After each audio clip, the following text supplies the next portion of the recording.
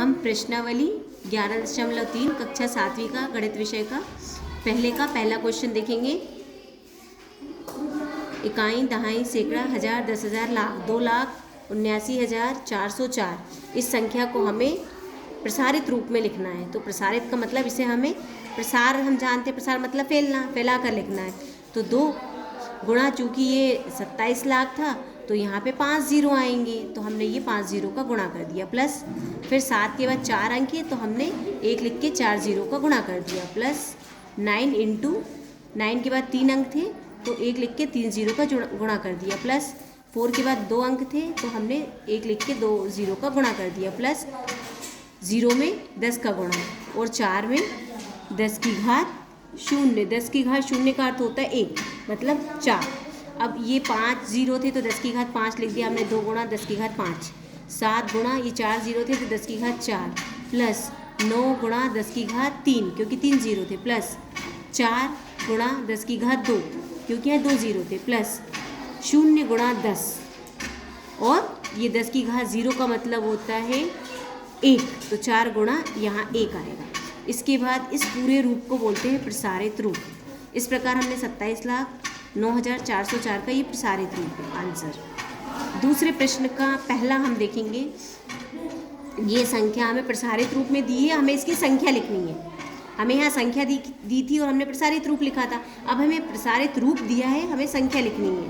तो ये पूरा प्रसारित रूप और ये संख्या, तो हमें इस प्रकार से इसको बनाना है। तो हमने सबसे पहले सवाल उतार लिया, फिर 8 गुणा 4 की घात 10 है तो 8 गुणा 4 की घात 10 थी तो हमने ये 4 जीरो 1 के साथ 4 जीरो लिख दिए, अर्थात 10,000। इसके बाद 6 गुणा 1,000, धन 0 क्योंकि यहाँ 0 था, गुणा 100, 10 की घात 2 था, धन 4 गुणा 10 की घात 1 था तो 10, और 5 गुणा 10 की घात 0, 10 की घात 0 का मतलब होता है 1, तो हमने 1 लिख दिया। इस प्रकार गुणा किया तो ये हो गया 80,000, 6,000, यहाँ 0, यहाँ 40 और यहाँ 5।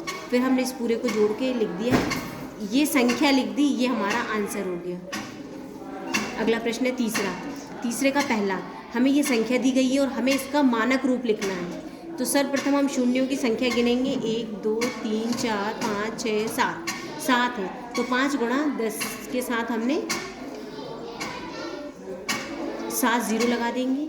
अगले क्रम में 5 गुणा ये 7 जीरो थे तो 10 की घात 7 और 10 की घात के रूप में संख्या लिखना, इसे बोलते हैं मानक रूप। 10 की घात के रूप में संख्या को लिखना, इसे कहते हैं मानक रूप। ये हमारा उत्तर है। एक और प्रश्न हम देखेंगे। यहाँ लिखा है 39,087.8। इस संख्या को हमें मानक रूप में लिखना है। मानक रूप में यहाँ तो हमें सिर्फ 5 दिया था तो हमने पूरा गुणा करके और ये लिख दिया। यहाँ हमें यहाँ दशमलव दिया है। तो इस प्रकार के सवालों में हमेशा ध्यान रखें, सिर्फ एक अंक के पश्चात हम यहाँ दशमलव लगाएंगे। जैसा कि मैंने ये लगा दिया 1 2 3 4 अंकों को दशमलव के पीछे कर दिया, तो जितने अंक पीछे जाएंगे 1 के साथ उतने गुणा में आ जाएंगे। 1 2 3 4 शून्य 1 के साथ। इसके बाद हमने इस प्रकार से लिख दिया। अब इस संख्या को हमें 3.9087 गुणा 4 जीरो है तो 10 की घात 4, ये हमारा उत्तर हो गया। 10 की घात के रूप में लिखना, इसे कहते हैं मानक रूप।